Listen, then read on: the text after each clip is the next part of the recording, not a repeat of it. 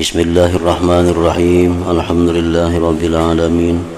Wassalatu wassalamu ala asyrafil anbiya wal mursalin sayyidina Muhammadin wa ala alihi wa sahbihi ajma'in.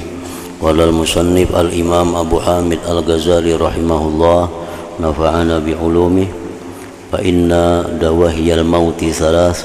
Al-ula shiddatun nazah kama dzakarna. Al-dahiyatu thaniyah musyahadatu surati malakil maut wa dukhulur raw'i wal khawfi minhu 'alal qalbi. Falau ra'a suratahu allati yaqbidu 'alayha ruhal 'abdil muznibi a'zamur rijal quwwatan lam yutik ru'yatah. Faqad ruwiya an Ibrahim al-Khalil alaihi salam annahu qala li malakil maut hal tastati'u an turiyani surataka allati taqbidu 'alayha ruhal fajir. Qala la tutiku dhalik. Qala bala. Qala fa'arid anni fa'arada anhu. Thumma latafata fa idha huwa birajulin aswad qa'imus sya'ar muntinur rih aswadus thiyab yakhruju min fihi wa manakhirihi lahibun nar wad-dukhan. Fagushiya ala Ibrahim alaihi salam summa afaqa wa qad 'ada malakul maut ila suratihi al-ula. Faqala ya malakal maut law lam yalqal fajir 'inda al-maut illa surata wajhik lakana hasbah. Wa rawa Abu Hurairah an Nabi sallallahu alaihi wasallam inna Daud alaihi salam kana rajulan ghayura wa kana idza kharaja aghlaqal abwab fa aghlaqa dhata yawmin wa kharaja fa ashrafat imra'atuhu fa idza hiya birajulin biddar. Faqalat man adkhala hadzal rajul la in jaa Daud la yalqayanna minhu ana. Faja'a Daud fara'ahu faqala man anta. Faqala ana alladhi la ahabul muluk wa la yamna'u minnil hijab. Faqala fa anta wallahi idzan malakul maut wa zammala Daud alaihi salam makana ila akhir. Arti perkataan Imam Al-Ghazali rahimahullah wa nafa'ana bi ulumihi fid darain.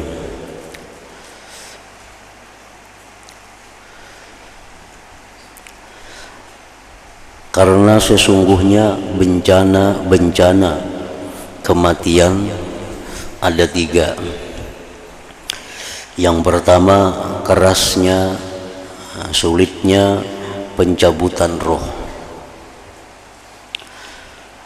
yang telah seperti yang telah kami sebutkan.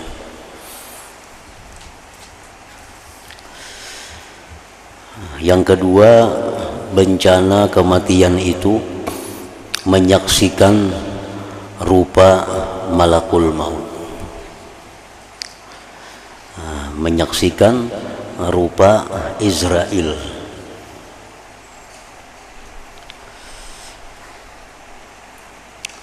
dan masuknya ketakutan terhadapnya atas hati.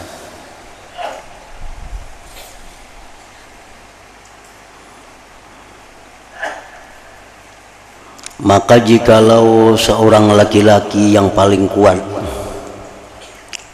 melihat rupa malakul maut yang ia mencabut atasnya, atas rupa itu akan ruh hamba yang berdosa, niscaya ia tidak sanggup melihatnya.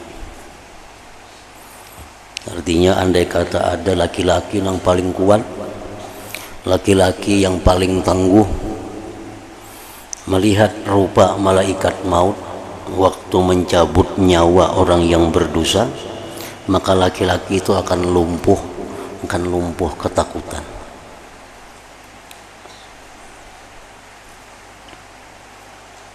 Jadi di samping sakitnya mencabut nyawa, ditambah lagi menyaksikan rupa malaikat maut itu.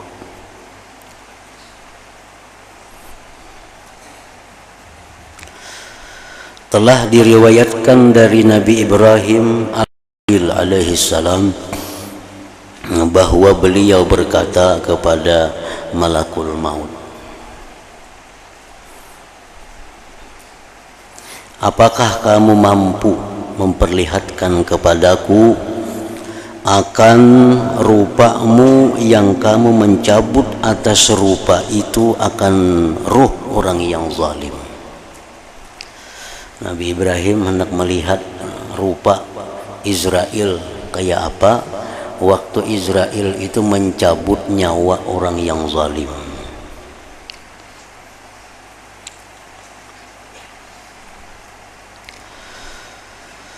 Malakul maut menjawab, kamu tidak sanggup yang demikian. Wahai kada sanggup wahai Ibrahim.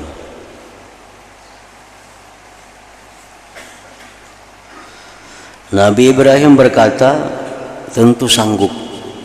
Sanggup Nabi Ibrahim. Ayo jadi kamu berubah kayak apa? Mencabut nyawa orang yang banyak dosa itu. Malakul maut berkata, berpalinglah dariku. Maka Nabi Ibrahim berpaling daripadanya. Kemudian ia menoleh. Maka tiba-tiba beliau melihat seorang laki-laki yang hitam, yang berdiri rambutnya cagat, kayak bukan anak pang itu nah, kayak itu cagat ke atas.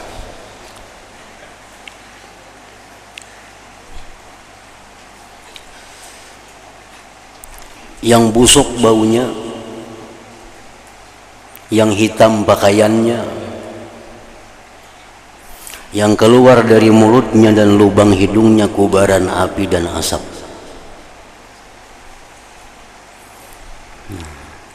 Maka pingsanlah Nabi Ibrahim alaihissalam. Pingsan, kada sanggup dia melihat.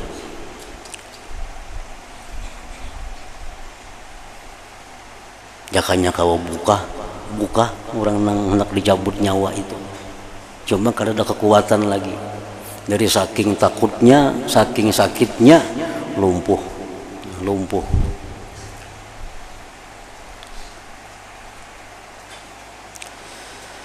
Kemudian beliau Nabi Ibrahim alaihissalam sadar dan malakul maut telah kembali ke rupanya yang pertama.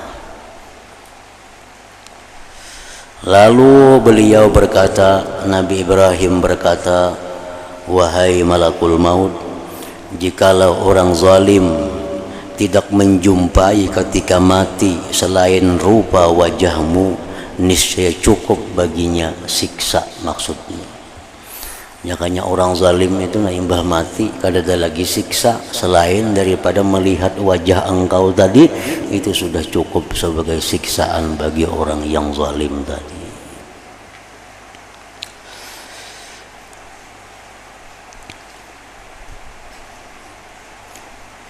Di dalam sebuah hadis diriwayatkan bahwa Allah Subhanahu wa taala menciptakan Nabi Adam itu dari kumpulan berbagai macam tanah,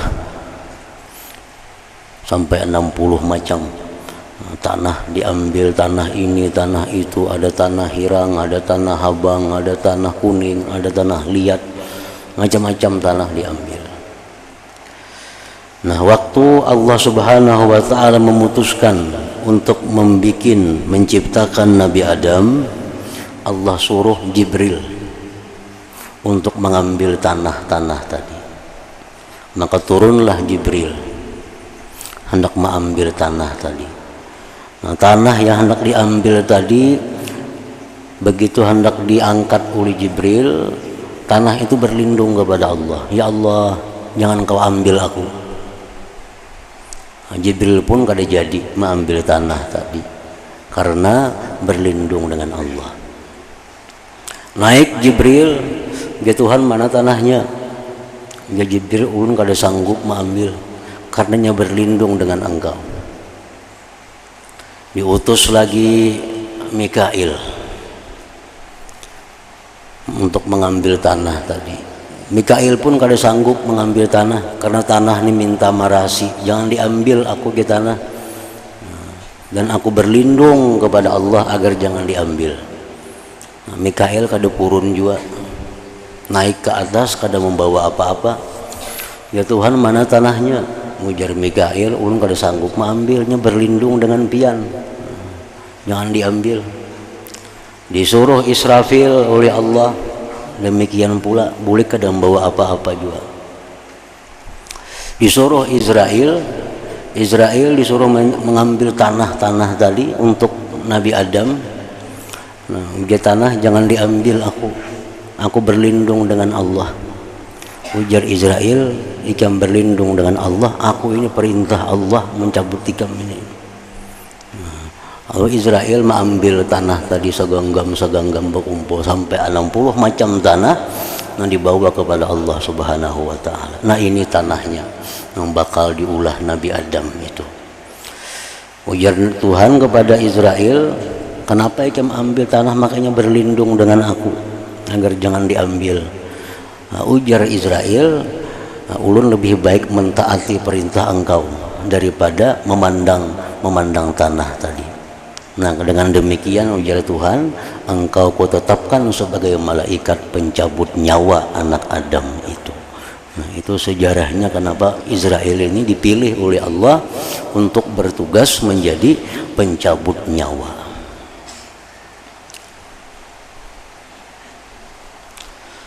Di dalam sebuah hadis yang lain disebutkan bahwa Israel itu setiap hari 5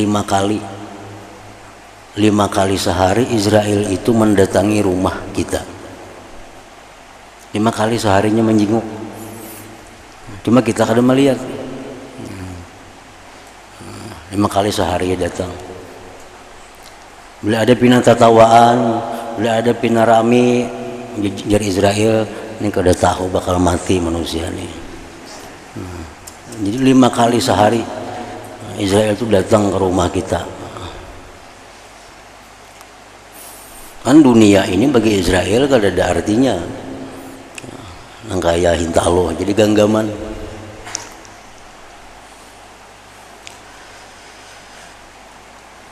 Nabi Ibrahim alaihissalam, beliau orang yang sangat kuat.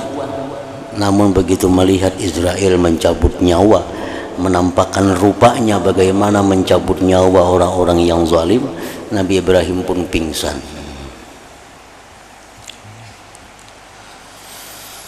Abu Hurairah meriwayatkan dari Rasulullah sallallahu alaihi wasallam bahwasanya Nabi Daud alaihi salam adalah seorang laki-laki yang sangat pencemburu. Nabi Daud itu laki-laki yang sangat pencemburu.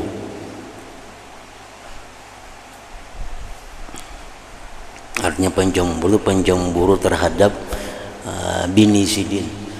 Bini sidin itu kada hakun dilihat orang, dilihat laki-laki. Apalagi bini sidin melihat laki-laki maginnya sarik. Jadi Nabi Daud ini orangnya pencemburu lawan bini luar biasa. Kada hendak bini sidin itu melihat laki-laki lain dan dilihat oleh laki-laki lain. Dan beliau apabila keluar rumah artinya, maka beliau mengunci pintu-pintu. Bila keluar lawang dikunci semuaan daripada cemburunya lawan bini. Pada suatu hari beliau Nabi Daud mengunci pintu dan keluar rumah. Lalu istri Nabi Daud naik, maka tiba-tiba ia melihat seorang laki-laki di dalam rumah. Begitu nabinya naik ke atas, ada laki-laki di dalam rumah. Maka istri Nabi Daud berkata, siapa yang memasukkan laki-laki ini? Sungguh kalau datang Daud, niscaya menjumpai kesulitan daripadanya. Ini mun Daud datang, laki-lakinya ada di rumah, ini bahaya laki-laki ini. Lalu Nabi Daud datang. Maka beliau melihat laki-laki itu, maka beliau bertanya, siapa kamu? Ujar Nabi Daud. Lawang dikunci semuaan, bisa ada di rumah. Laki-laki itu menjawab, aku adalah orang yang tidak takut kepada raja. Kan Daud ini raja, bang. Aku orang yang tidak takut kepada raja. Dan hijab tidak mencegah daripadaku. Dinding kunci kada mampan. Maka Nabi Daud berkata, maka kamu demi Allah adalah malakul maut. Berarti kamu Israel nih. Lalu Nabi Daud duduk, dalam riwayat lainnya duduk berselimut, kedinginan menggitir Nabi Daud. Nabi Daud dia menggitir kedinginan melihat Israel. Di belakang tempat laki-laki itu, dan akhirnya Nabi Daud wafat pada hari itu.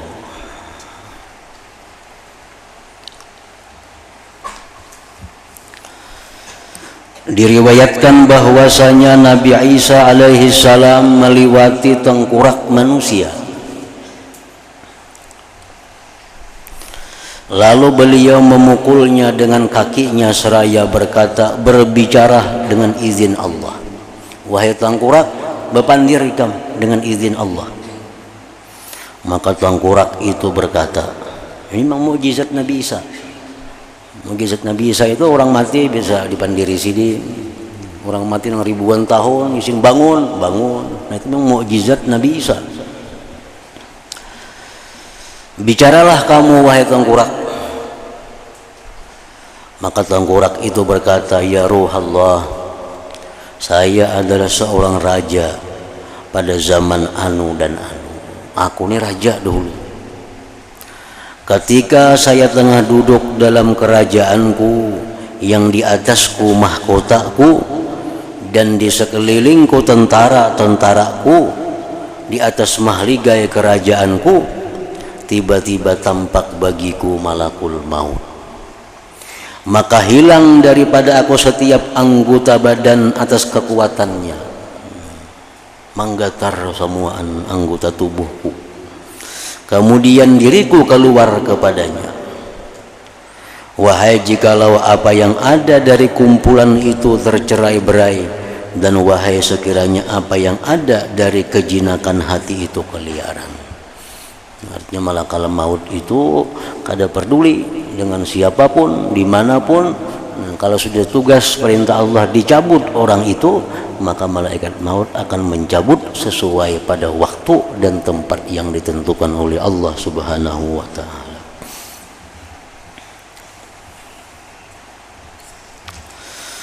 Inilah bencana yang dijumpai oleh orang-orang yang ahli maksiat, dan juga oleh orang-orang yang taat. Jangankan orang maksiat, orang-orang taat pun begitu bertemu malaikat maut ketakutanan. Padahal malaikat maut menjumpai orang taat itu dengan wajah yang baik, dengan perkataan yang ramah. Tapi ngaran ini malaikat maut, tetap orang takwa pun ketakutanan.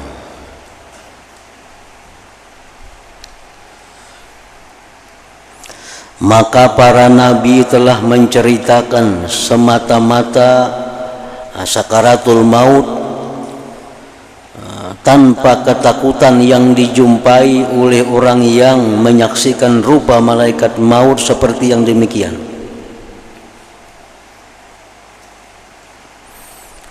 Dan jikalau ia melihatnya di waktu tidurnya pada malam hari, niscaya susahlah atasnya sisa umurnya.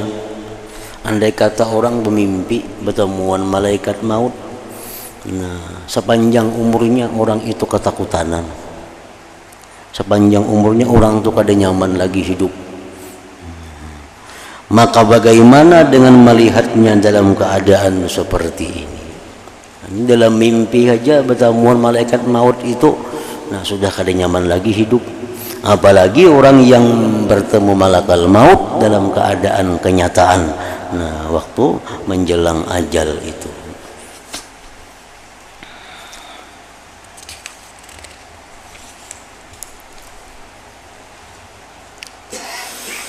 Adapun orang yang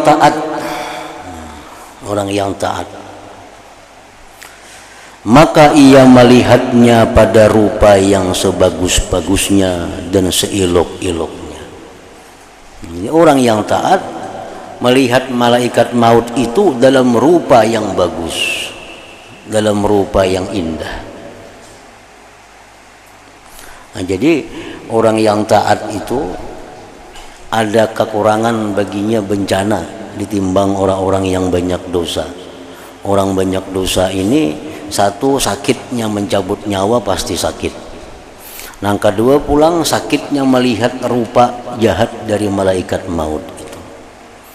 Nah, kalau orang yang taat, kepada Allah dicabut nyawa sakit juga, sama aja sakitnya juga. Cuma melihat malakal maut pada rupa yang bagus, pada rupa yang menakutkan rupanya. Ikrimah telah meriwayatkan dari Ibni Abbas bahwa Nabi Ibrahim alaihissalam beliau adalah orang laki-laki yang sangat pencemburu dan beliau mempunyai rumah untuk dipakai beribadah. Apabila beliau keluar, maka beliau menguncinya. Pada suatu hari beliau kembali, maka tiba-tiba beliau melihat seorang laki-laki di dalam rumah. Maka Nabi Ibrahim bertanya, siapa yang memasukkanmu ke rumahku? Maka laki-laki itu menjawab, memasukkanku ke dalam rumah yang mempunyai rumah. Lalu Nabi Ibrahim berkata, saya adalah pemilik rumah. Maka laki-laki itu berkata, memasukkanku ke dalam rumah yang lebih memiliki dengan rumah ini daripadaku dan daripadamu. Artinya Allah subhanahu wa ta'ala.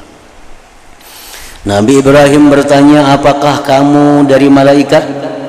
Laki-laki itu menjawab, saya adalah malaikat maut. Nabi Ibrahim alaihissalam berkata, apakah kamu mampu memperlihatkan kepadaku rupa yang kamu mencabut dengan rupa itu akan ruh orang mukmin, orang yang beriman? Maka laki-laki itu menjawab, iya, berpalinglah daripadaku. Maka Nabi Ibrahim berpaling, kemudian beliau menoleh. Maka tiba-tiba beliau dengan seorang pemuda.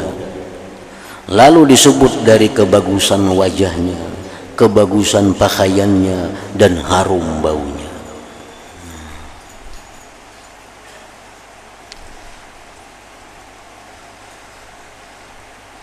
Dan bau malaikat maut, bau harum, bau busuk, itu dicium oleh makhluk-makhluk Allah selain daripada jin dan manusia. Ya, malaikat maut tuh harum datangnya, bau garu. Nah, itu bisa dicium yang nyata oleh makhluk Allah selain jin dan manusia. Di manusia pun kadang-kadang bisa juga diciumkan oleh Allah bau itu, dirasakan bau itu. Bau harum, bau semerbak, akhirnya mati. Nah, berarti malaikat maut datang kepadanya dengan wajah yang bagus. Ada yang bau kada nyaman, bau ganyir, bau apa, mati orangnya. Berarti malaikat maut datang kepadanya dengan wajah yang kada baik, dengan yang bau busuk itu.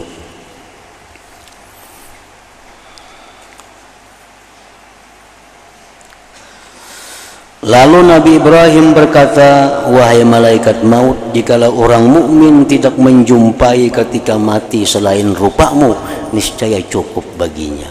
Jadi begitu mengindahkan, menyenangkan memandang rupa malaikat maut itu bagi orang-orang yang beriman kepada Allah subhanahu wa ta'ala, bagi orang-orang yang merindukan Allah, bagi orang-orang yang ingin bertemu dengan Allah, maka wajah malaikat maut itu menyenangkan.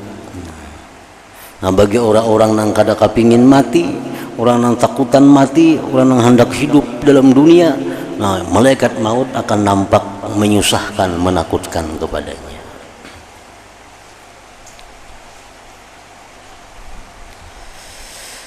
Di dalam sebuah hadis disebutkan bahwa malaikat maut itu mendatangi seseorang atau sekelompok orang diiringi oleh dua kelompok malaikat. Satu malaikat rahmat, satu kelompok malaikat azab. Nah, jadi malaikat maut ini kada sorangan datang, berumbungan. Sebelah kanannya malaikat-malaikat rahmat, sebelah kirinya kumpulan malaikat-malaikat azab, malaikat laknat. Nah, tugas malaikat mautnya mencabut. Begitu mencabut, kalau roh ini roh orang baik, serahkan kepada malaikat rahmat. Selanjutnya urusannya malaikat rahmat, kemana membawanya. Nah, bila roh ini roh orang yang jahat, malaikat maut menyerahkannya ke sebelah kiri kepada kelompok malaikat azab. Nah, selanjutnya urusan malaikat azab, kemana membawa roh orang yang mati itu.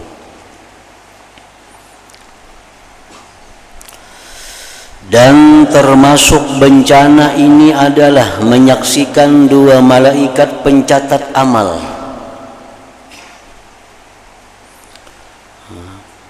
Jadi hadir juga malaikat rakib, malaikat atid itu hadir juga. Wuhaib berkata, telah sampai kepada kami bahwasanya tidaklah orang mati yang mati sehingga dua malaikatnya yang menulis amalnya terlihat baginya. Nah, jadi orang yang dalam sakarat maut ini macam-macam dilihatnya. Malaikat maut dilihatnya, malaikat rakib dilihatnya, malaikat atid dilihatnya. Ini orang yang sudah dalam keadaan sakaratul maut itu. Kalau ia adalah orang yang taat, maka kedua malaikat tersebut berkata kepadanya, mudah-mudahan Allah membalasmu dari kami dengan kebaikan. Maka banyak majelis kebenaran yang kamu dudukkan kami dan amal saleh yang kamu hadirkan kepada kami.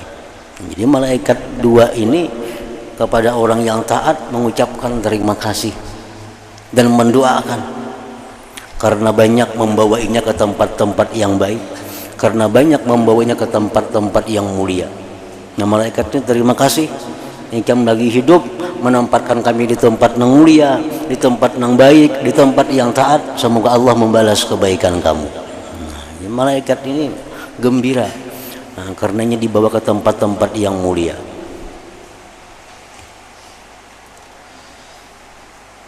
Dan kalau ia orang yang fajir, kalau dia orang yang fajir, maka kedua malaikat itu berkata kepadanya, mudah-mudahan Allah tidak membalasmu dari kami dengan kebaikan.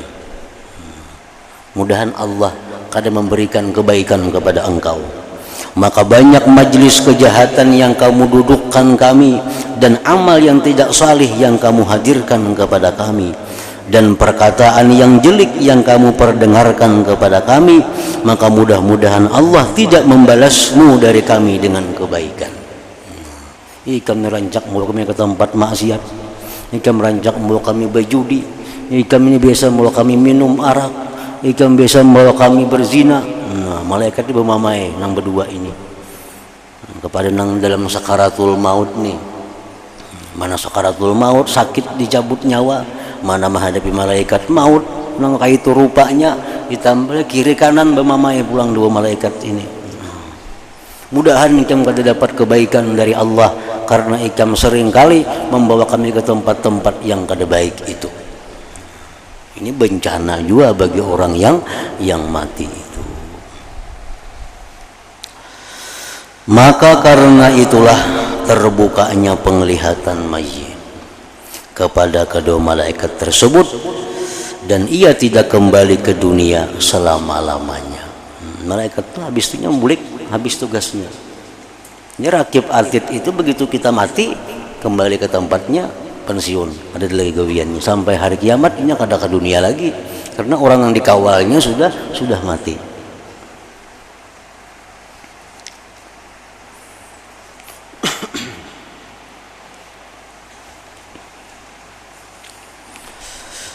Nah, yang ketiga, bencana yang ketiga, menyaksikan orang-orang ahli maksiat akan tempat mereka di neraka, dan takutnya mereka sebelum menyaksikan.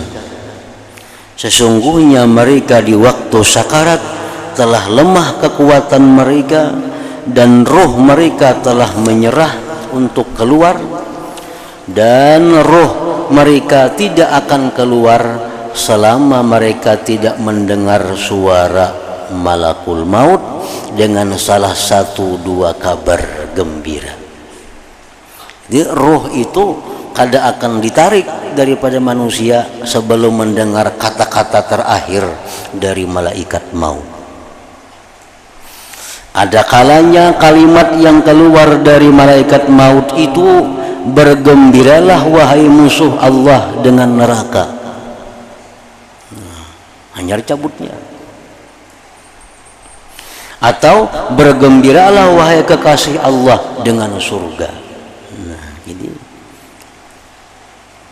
di situ dia melihat, hanya melihat ini tempatnya yang akan ditempatinya di surga, di neraka.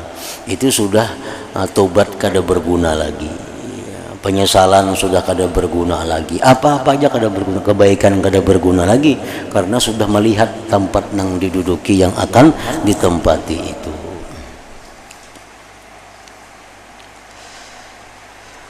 Dan dari ini takutnya orang-orang yang mempunyai hati. Inilah takutnya orang-orang yang mempunyai hati saat itu. Saat itu. Jadi kalau mati sakit itu kadang menentukan orang baik atau orang jahat. Kalau kawa disimpulkan orang mati sakit, gelabak-gelabak anak mati, orang kada baik, kada kawa dipastikan. Kada kawa itu kada tanda baik atau kada baik. Orang mati tak urihing ahli surga, jangan. Orang Cina banyak nang tak urihing mati, nang kada Islam. Jadi jangan disitu orang tak urihing ahli surga, itu kada boleh. Menentukan orang sebagai ahli surga tanpa ada ketentuan dari Rasulullah itu merupakan satu dosa besar. Kita boleh menentukan orang itu orang surga, orang yang sudah ditentukan Rasulullah. Macam Siti Fatimah, Sayyidina Hasan, Sayyidina Husain dan lain-lainnya, itu kita katakan ahli surga. Kada jadi apa-apa, itu boleh aja karena memang Nabi mengatakan demikian. Nah, kalau selain orang-orang yang ditentukan oleh Nabi, kita kada boleh memastikan bahwa ini ahli surga, ini ahli neraka, kada bisa. Itu akidah ahli sunnah wal jamaah itu demikian, salah satu poin dari akidah ahli sunnah wal jamaah. Tidak boleh memastikan seseorang ahli surga atau ahli neraka selain yang ditentukan oleh Rasulullah sallallahu alaihi wasallam.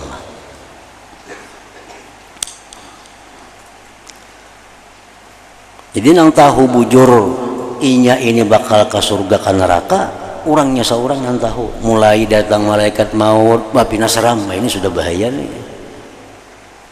Namusnya malaikat maut datang dengan wajah yang bagus, baunya harum. Ini malaikat maut datang baju hirang. Nah, ini ya sudah nih. Ini bakal sakit nih.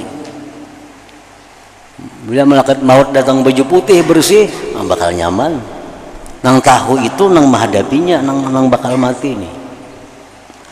Nah, intinya kena akhirnya melihat tempat seorang.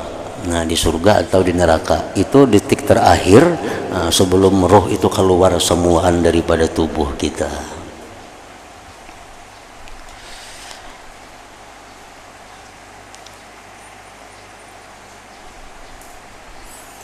Kalau ada hadis-hadis atau perkataan ulama yang mengatakan bila orang mati itu kayak ini tanda bagus, nah itu sebagai tanda bagus. Namun kita kada boleh memastikan itu ahli surga, kada boleh. Memang ada tanda-tanda orang mati nang dahinya berkeringat, itu tanda orang bagus, itu ada. Tanda ini orang mati nang kada baik, itu ada. Cuma itu jangan membuat satu keputusan kita orang itu ahli surga atau keputusan kita orang ini ahli neraka, nah itu kada boleh.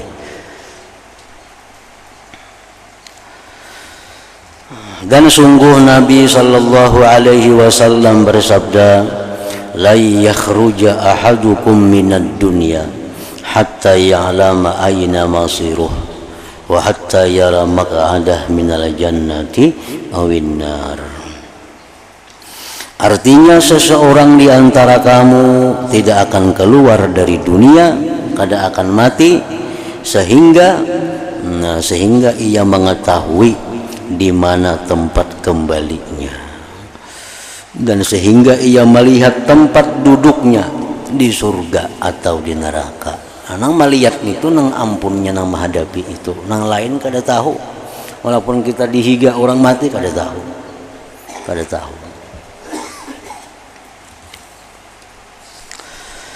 Dan Rasulullah sallallahu alaihi wasallam bersabda, man ahabba lika Allah ahabba Allah liqa'ah wa man kariha lika Allah kariha Allah liqa'ah. Faqalu kulluna nakrahul maut qala laisa dzaka bidzak innal mu'min idza furija lahu amma huwa qadimun alaih ahabba lika Allah wa ahabba Allah liqa'ah. Artinya Rasulullah sallallahu alaihi wasallam bersabda, barang siapa menyukai perjumpaan dengan Allah, barang siapa yang ingin bertemu kepada Allah, dan ini merupakan salah satu sifat yang mulia, syauq ilallah wa amitna ala sunnati wal jamaah wa syauqi ila liqa'ik ya dzal jalal wal ikram. Matikan kami dalam ahlu sunnah wal jamaah dan disertai kerinduan kepada bertemu engkau. Jadi barang siapa yang menyukai perjumpaan dengan Allah, niscaya Allah menyukai perjumpaan dengannya. Bila orang itu menyukai, merindui Allah, artinya ini hendak saja mati, cuma kada kau mati lagi. Karena dengan mati itu dia bertemu dengan Allah. Nah, bila orang seperti demikian, Allah pun menunggu kedatangannya dengan gembira. Allah pun menunggu kedatangannya dengan penuh kecintaan.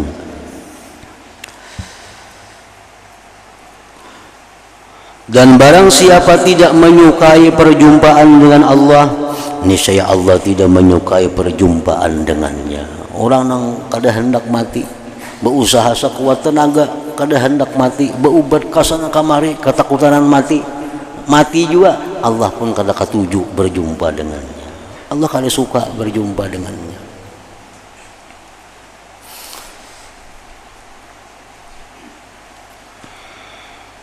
Maka mereka sahabat berkata, semua kami tidak menyukai kematian. Nah, kami takut, kami kada suka kematian wahai Rasulullah. Beliau bersabda, tidaklah demikian itu dengan demikian itu. Sesungguhnya orang mukmin itu apabila dibukakan baginya dengan sesuatu yang ia datang kepadanya, niscaya ia menyukai perjumpaan dengan Allah dan Allah menyukai perjumpaan dengannya. Artinya yang penting pada waktu hendak kematian itu dia dengan senang hati menerima kematian. Nah, disitulah Allah akan senang berjumpa dengannya. Bila orang waktu hendak kematian itu berusaha supaya jangan mati, nah itu Allah kada suka berjumpa dengannya.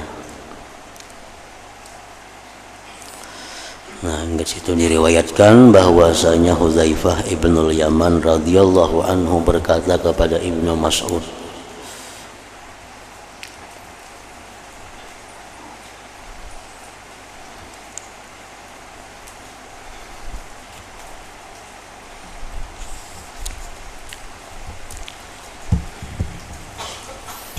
afdhalu dzikri fa'lam annahu la ilaha illallah Muhammadur Rasulullah, la ilaha illallah Muhammadur Rasulullah, la ilaha illallah Muhammadur Rasulullah, la ilaha illallah, la ilaha illallah, la ilaha illallah, la ilaha illallah, la ilaha illallah.